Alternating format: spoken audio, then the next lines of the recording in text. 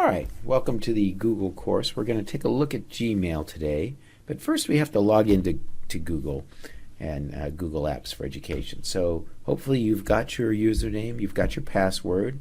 We're going to go ahead and go to google.com. In this case, I'm at google.co.uk. It doesn't matter, that will work. But if I wanted to go to google.com, I can certainly do that by clicking on that little link down there. And now I'm going to go ahead and sign in. Notice here, right now, it's got some things. If I click on Mail, it'll take me to the sign-in page. But let's go ahead and sign in first. Since I've already signed in on this computer, it's already got some information in there waiting for me to just accept. If you are first time going into the computer, that won't be there. You'll put your username in, and you'll put your password in. And then when I click Sign In, I am now in there. So I can see my little icon up here.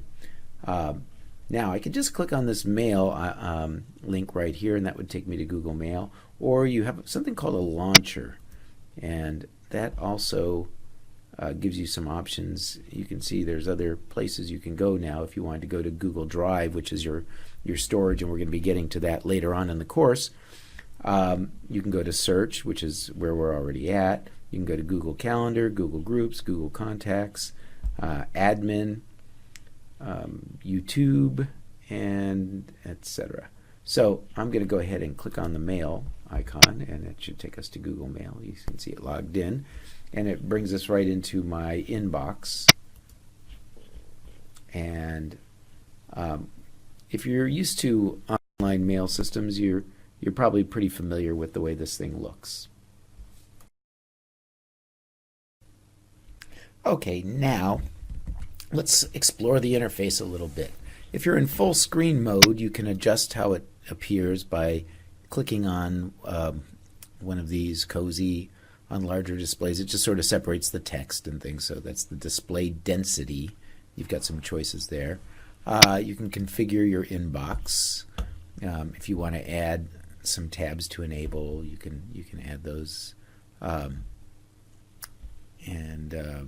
Include star in the primary, or you can take that off. So things such as star, if I wanted to star some emails, I can go over here, and then if I look at starred, it shows me those emails that I did. So if you're maybe you're working on a special project, and just real quickly you just want to mark some things, you can go ahead and mark those. When I'm done, I can unstar them, and notice they went away right away. So you've got your inbox. You've got important. You can mark things as important. It's the yellow tab there is unimportant, so I'm marking those as not important. You can select multiple. You can just have read. It will select items that you've read. If I want to select all, if I want to deselect, if I only want to select the starred items or the unstarred items. So you have a lot of choices there. You can refresh your window here. You can mark all as read if you want. Let's see, some of the things. You can change your keyboard here. I'm not going to spend too much time on some of those other things. If you have multiple pages, you can, of course, go there. Now, this is important if you need to go to settings for some reason.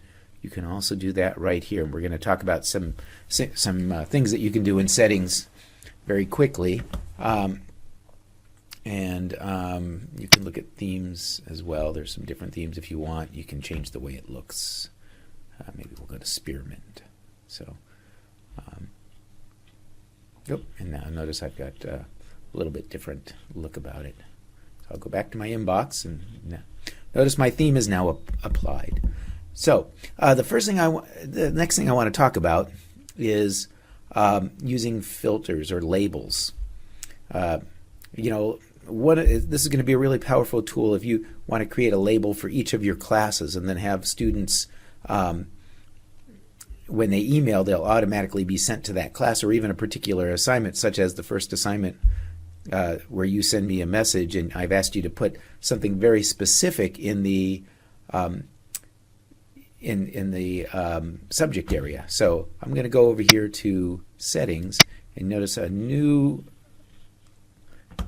set of buttons will come up here, and notice there's lots of settings you can do.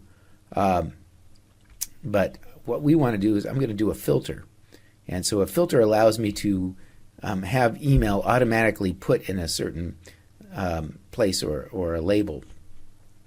So I can go ahead and create a filter here, and I'll create a new filter. Notice it shows me all the filters that I currently have.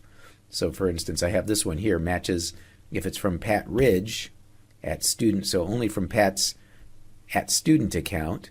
It's going to skip the inbox, apply the label Pat Ridge on it. And the label is a new, it's like a folder here. So that's my label.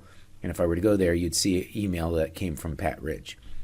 But only from that site. If I wanted to edit that, I could add, let's say, Pat Ridge. I've gotten some from Pat's personal email account. So if I go here, notice I could add the Pat at me.com, which is a different email. And now I'll say I still want to skip the inbox and I want to archive it. So I'll update that filter. And now notice hopefully there'll be some other emails. So now I've got some other emails in there. The 2 is showing me that there are 2 that are unread. So let's go back to our settings here for a second. And so let's create a new filter together. So I'm going to go create a new filter. And I could have, let's say, a subject. If I had a class list, I could put that in there from a certain contact list that was maybe my block 3 class or something. But in this case, I'm just going to say subject or subject. And so let's say if I said this was assignment 1. Oops. Assignment 1. And or I could look for specific words within it or say that it doesn't have it. And now I'm going to create a filter with this search. So I go over here and I say I want it to skip the inbox, and I'm going to apply a label to it, and I'm going to create a new label, and I'm just going to call this label assignment 1.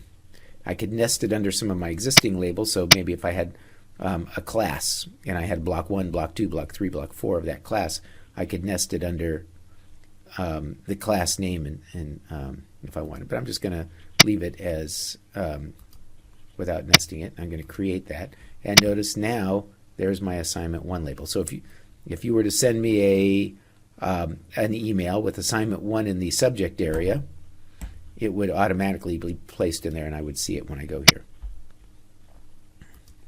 Okay.